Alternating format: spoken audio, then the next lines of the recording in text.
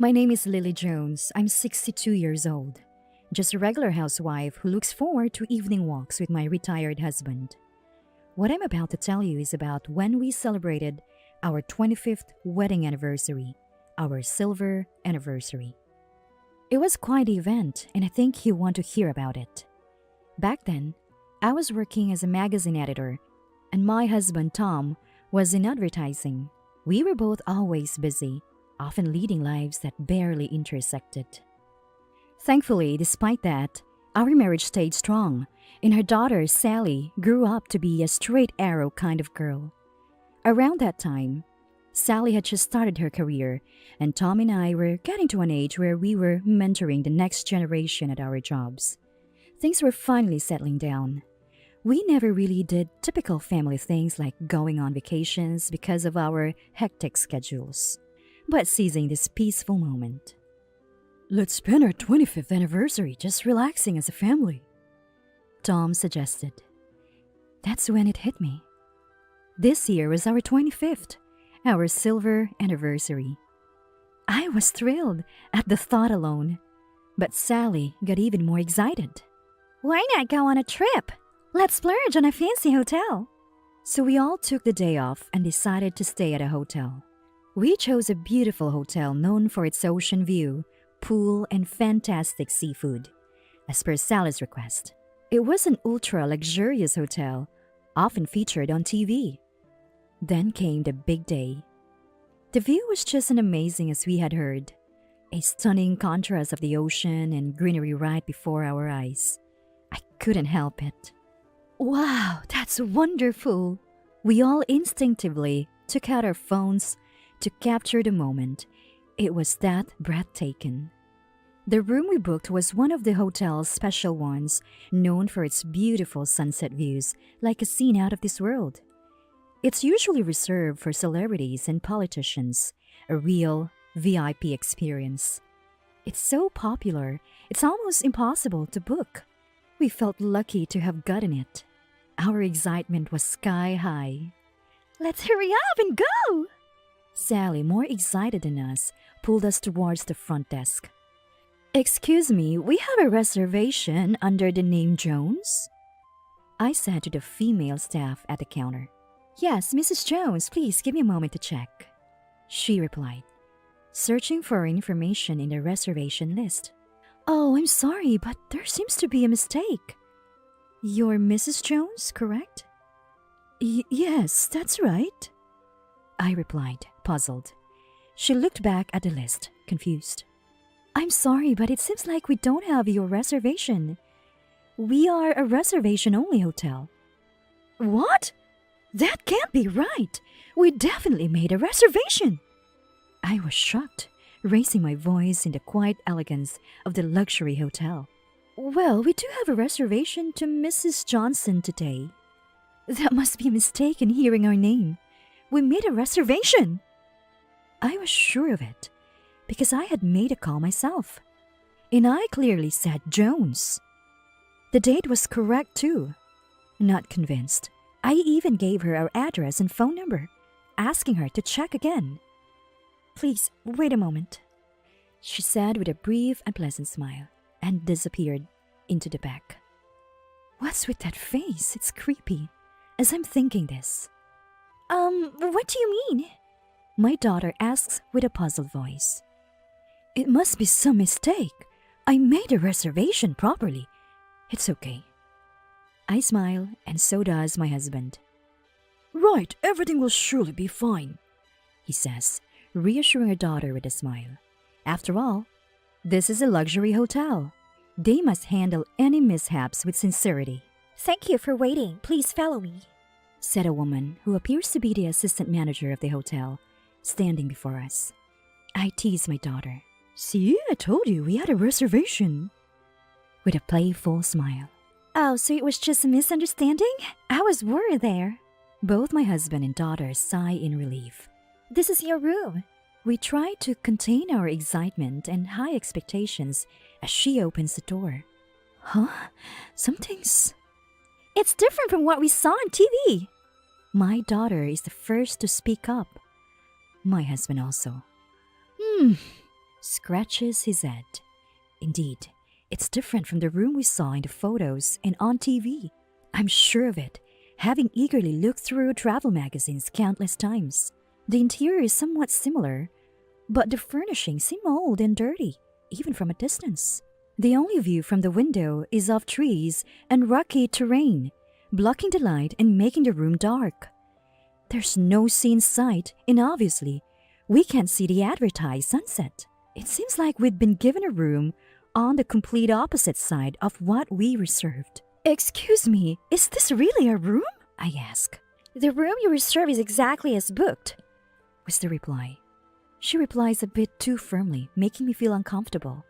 I didn't mean to be rude, but did I offend her somehow? "Due to the season, the view might be slightly less impressive than usual. If this room does not meet your expectations, we can offer another available room as a special case." Her detached manner makes us exchange glances. If the view outside a hotel is that beautiful, wouldn't any room offer a stunning view? Or maybe, if this is the standard for the best rooms, the others might be the same. Her attitude is also concerning. If we're being seen as troublesome guests, perhaps we should just cancel. That thought crosses my mind. My daughter looks troubled, probably thinking the same. However, my husband says, "We've come all this way, and the view from the parking lot was so beautiful.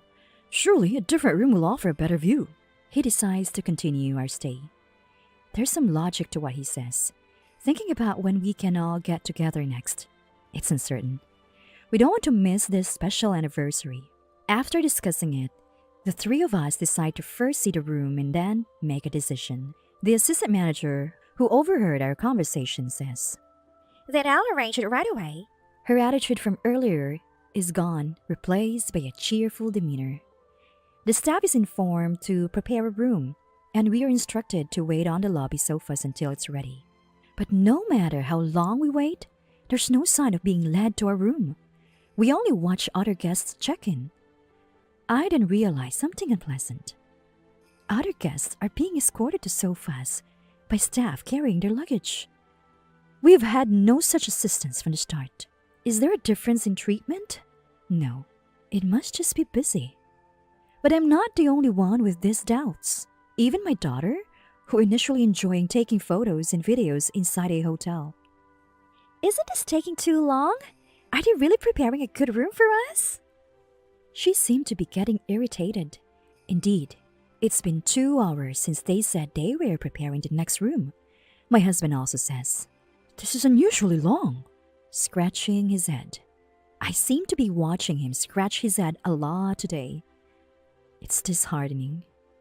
Just then, the assistant manager finally appears. "Your room is ready," she says without an apology for the wait, which irks me a bit. Honestly, just waiting has exhausted us, so feeling irritated is natural. But the thought of finally relaxing in our room with an ocean view and pool brings joy, leaving us with mixed feelings. We follow the assistant manager to our room. Even the hallways we pass through are beautiful. My troubled heart starts to calm, thinking, if we can enjoy from here on, it's all good. But then, we're led through a hallway with a kitchen visible, something like the hotel's backyard. "Oh, is this okay?" my daughter asks aloud. "Shh!" I hush her. I feel the same, but we can't say anything without seeing the room. But can there really be a nice room in such a place? The uncertainty is too much. "This is the room," we are told, as we're led into a small room. There's only a tiny window and a 4-legged table in the room. No chance of seeing the sea. With 3 of us and only 1 bed. It's too cramped to sleep. Stunned, we're left by the assistant manager, who doesn't even bother to explain the room. "Please enjoy your stay," she says with formal gestures before leaving. Is this some kind of nap room or something? My daughter's comment makes both my husband and I agree. Seeing the kitchen on our way, it could only be a staff break room. "Yuck! There's a tissue on the floor!" my daughter exclaims. Sure enough, a crumpled tissue lies between the bed and the wall. After waiting for 2 hours, they hadn't even cleaned the room. "This is a bit much. It's too small for 3 of us to sleep. And not worth the price. Let's go complain to the front desk.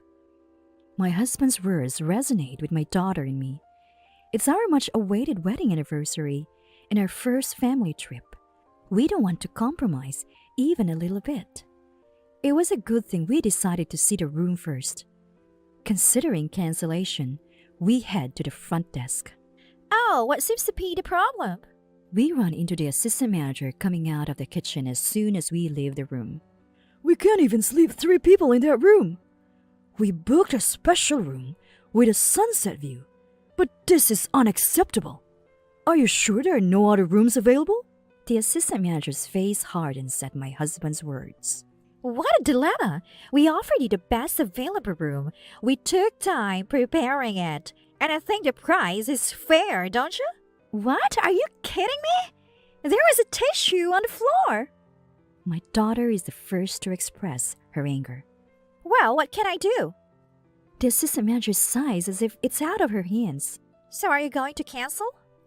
And then asks. It feels like her true colors are showing. The difference in treatment we'd felt from the start and her high-handed attitude aren't just misunderstandings or because they're busy. She's looked down on us from the beginning. We don't need a luxury hotel like this. We'll cancel, please. My daughter and husband nod in agreement. Then, since we prepared 2 rooms for you, the charge will be for both. Please settle it at the front desk. We're dumbfounded by the assistant manager's words, now accompanied by an unfamiliar smile. You're charging for this room too? I can't help but raise my voice. Of course! We allocated staff and resources to prepare it. And the deputy manager, the first room reservation was over $4,000 due to a premium for a special day. Most of the other rooms I saw during booking were nearly $2,000. We only saw the room. Charging us for such a shabby nap room is absurd. This is unacceptable. Why did you even prepare in that dirty room? My usually calm husband raises his voice. The assistant manager glares at him, then turns her back and walks into the kitchen. Is she ignoring us? At that moment, she returns with a wine bottle, splashing the wine all over my husband's face. Tom! Dad! My daughter and I rush to him. He's shocked. I'm okay, really, but tries to reassure us. You're perfect for a more common hotel next door. Can't even pay for your room here, says the assistant manager, unapologetic and arrogant. My husband takes a deep breath to calm himself and tells her, I understand your point. However, I'm not satisfied, especially with this behavior. I won't pay now. Send a written request later. We'll respond accordingly. His composure is admirable, but I am sitting. I can't believe this is happening in a luxury hotel. Or rather, is this the behavior of any decent person? It's beyond a lack of common sense. Why should we pay for such treatment? Fighting back tears of frustration, I exclaim, We won't pay for such injustice. We'll make sure this hotel pays for this. I leave the hotel with my disappointed daughter and husband. The assistant manager and others are shouting about the unpaid bill, but I ignore them. It's unjust. Most importantly, I want to leave this place as soon as possible. After all, today is our wedding anniversary. The car ride home is silent. Our excitement turned to disappointment. Sally, send me the photos you took today later. Huh? Sure, but why? They're not happy memories. Won't they just make you sad? No, they're fueling my fighting spirit. My daughter looked puzzled at my words. Hearing our conversation, Lily gets scared when she's serious. My husband says, It's okay. Mom has made up her mind. Just wait, you'll see the answer in time. Back at work, I immediately approach a colleague who works on a weekly magazine. Hey, I've got some juicy info. Interested? With online articles dominating and weekly magazine sales dwindling, my colleague eagerly accepted my proposal. Ideally, I'd like to write the article myself, but my beat is a lifestyle magazine for housewives. It's a different field, so I let my colleague handle it. A month later, the information I provided turned into an article, and the weekly magazine hit the stands. Actually, since that hotel incident, I've been receiving frequent calls asking for payment for the room. There are young people we can use to force the payment. Is that what you want? Threatening messages like this were left on my voicemail, but I ignored them. Now I'm grateful for those events. They provided ample material for the article to take down the hotel and for consultations with consumer protection agencies. Famous luxury hotel frequented by celebrities. The dark side of its management exposed. That was the headline of the long article in the weekly magazine. Our investigation revealed that several other victims had suffered similar experiences. Thankfully, we were the only ones to endure the wine-throwing incident. Of course, the hotel hadn't always been this way. Up until that point, it had been a great hotel that lived up to its reputation. It used to be a reputable, genuinely wonderful place until about a year ago when the founder died. After the founder's death, his inexperienced young son became the wealthy young owner and manager, and his wife became the assistant manager. They had no real training in their roles. The founder's wife, mother-in-law, tried to educate them, but the son's wife wouldn't listen. Eventually, she even harassed the staff who were fond of mother-in-law. Mother-in-law, already elderly and struggling with health issues, was heartbroken at her inability to properly train her daughter-in-law. She hardly showed up for work anymore, leaving the hotel operations to her daughter-in-law, the assistant manager. This marked the worst management transition, with the new manager and his wife taking control. Since the change in management, the hotel lost its previous thoughtfulness and hospitality, leading to a slew of complaints and plummet in online and magazine ratings. Initially, the complaints were about things that could be fixed with awareness, like lack of elegance or rude interruptions. But the clueless couple ignored customer and employee feedback, and the business gradually deteriorated. Being a hotel that primarily catered to a small number of VIP guests, there weren't many who openly expressed dissatisfaction. This probably suited the couple, but it was disastrous for the hotel. Their ignorance of the basics of business was astounding. In a desperate move to save the faltering business, they resorted to room swapping. They made VIP-only rooms available to a few regular customers each month. Of course, these bookings were always swapped for other rooms, with VIPs still staying in the original rooms. They collected the regular room rates from the VIPs and also charged the regular customers for both the original room and the preparation of the nap room, a shocking strategy. It's disgraceful that such a renowned luxury hotel resorted to this. But perhaps such a distasteful method was all that the ignorant second-generation owner and his wife could come up with. Victims who suffered this mistreatment tried raising complaints on review sites and consulted consumer protection agencies, but they were largely ignored due to lack of evidence and information. Most were too shocked by the unexpected situation to capture conclusive evidence, ending up with incomplete videos or none at all. In our case, we were fortunate to have my daughter, who instinctively captures photos on her mobile phone, documenting various inconvenient truths from multiple angles. Even the assistant manager's threatening voicemail messages turned out to be valuable circumstantial evidence. Their attempt to extort money ended up leaving evidence against them. Such shallowness. And now this week's magazine article. My colleagues' investigative reporting, based on photos and information I provided, caused a significant stir in various circles. It was no longer possible to ignore it as lacking evidence or insufficient information. Armed with the article's details, investigation results, and voicemail data, I approached the Consumer Protection Agency. I had been waiting for this moment. Within a week of the magazine's release, government agencies started to take action. Celebrities who had used the hotel commented, "Their treatment of guests were terrible, and I'll never use them again." This further tarnished the hotel's reputation. Other magazines, newspapers, and TV channels pick up the story, exposing the assistant manager's selfishness in her student days and the wealthy young manager's extravagant affairs. The Consumer Protection Agency committed to a serious response, and investigation agencies began their inquiries. It was becoming a spectacle. Shortly after the magazine's release, I received the unexpected call from the hotel. I prepared to record the call before answering. Yes, this is Jones. Then, How dare you publish such photos and lies in a magazine? came a furious shout. As expected, it was the assistant manager. They used tissue scatter around the room, my husband drenched in wine. The magazine had published various photos, so they figured out we were the source of the information. But she didn't seem to realize I was involved with the magazine. Just as it is, I replied calmly, which seemed to infuriate her father. We only asked for the legitimate payment. You know about a full refund for same-day cancellations. But the room clearly didn't match the photos. It was an equivalent room.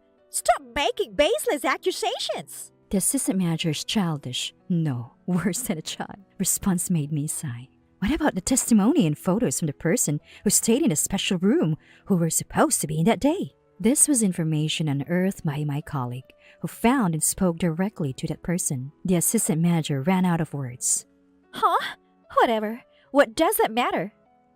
She carelessly affirmed the fact, unwittingly providing more evidence. The true nature comes out. She was giving us information. I was starting to have a little fun. So you're saying such things aren't surprising, right? Whatever. Just do something about the magazine.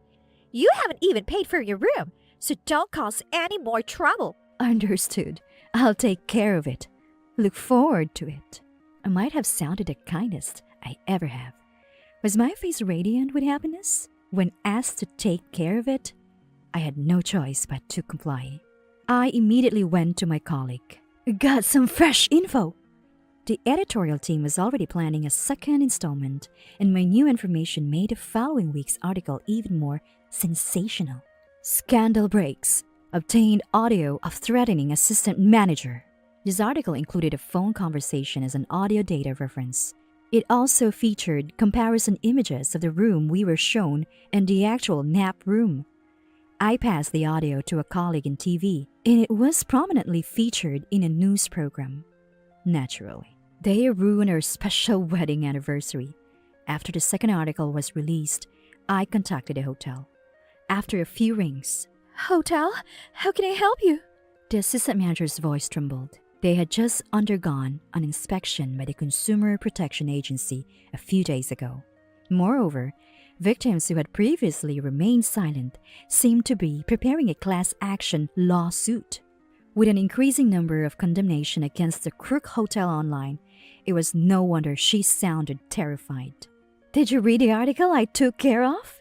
It was well written, don't you think? I decided to inform her of the reality. What do you mean? She asked back in a weak, breathless voice. I should have mentioned earlier, I work for the publishing house of the weekly magazine. What? You asked me to do something about it, so I did.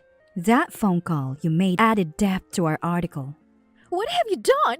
Because of bottom feeders like you, I am... She retaliated frantically. Seemed she still had some energy. Oh, and I'm recording this call too. Shall we make another article? Think carefully before you speak. After a pause, I heard her sniffling and snorting over the phone. I get it. Please, retract the article. I can't even go outside now because of it. My friends are cutting ties with me. Maybe they were never really your friends. Well, you lack consideration for others. So this is an opportunity to learn empathy. If only she had been more considerate, this could have been avoided. Despite my repeated explanations that an article once published cannot be retracted, she kept begging. Please, I'm sorry. Do something about this article. Apologists won't retract the article, nor will they change the fact that our anniversary was ruined. Have you received a lawsuit from the victims? A trial is coming, right? Time to reflect. Goodbye. I was tired of dealing with her crying, so I cut the call short. My part in this was over. My husband and daughter, having witnessed everything, were pleased. The article helped others too. That's good. A family win. Months later, as I had predicted, the hotel truly collapsed. The lawsuit was a landslide victory for the victims, unexpected outcome. Articles exposed the manager's past escapades, and the wealthy young manager and his wife, the assistant manager, divorced. With their faces known widely, their real trials were just beginning. I wouldn't want to be in their shoes, but I wouldn't make such foolish mistakes. A year later, my daughter said, "Having that as our anniversary memory is just too sad." She planned another trip to celebrate our anniversary, choosing an even more luxurious hotel than before. She had been saving up little by little, a delightful surprise. By the way, that inferior hotel, the assistant manager scoffed at next door. I visited it later for a feature. When I visited for an interview later, I discovered a surprising fact. An old building, but with well-maintained gardens blending into the scenery, evoking nostalgia. Exceptional attention to guests and delicious food. And the manager, a stunning beauty. Our photographer was more focused on her than the scenery. Stunning views, delicious food, and a gorgeous manager. A hotel overflowing with hospitality. That was the headline of our feature. The hotel, having absorbed the VIP clientele of the new defunct hotel, was now a popular destination. My husband and I finally have free time. Our daughter got married, and now we're planning a trip with her family too. Life is a journey. No matter what happens, I'll keep standing up, resiliently traveling through this life.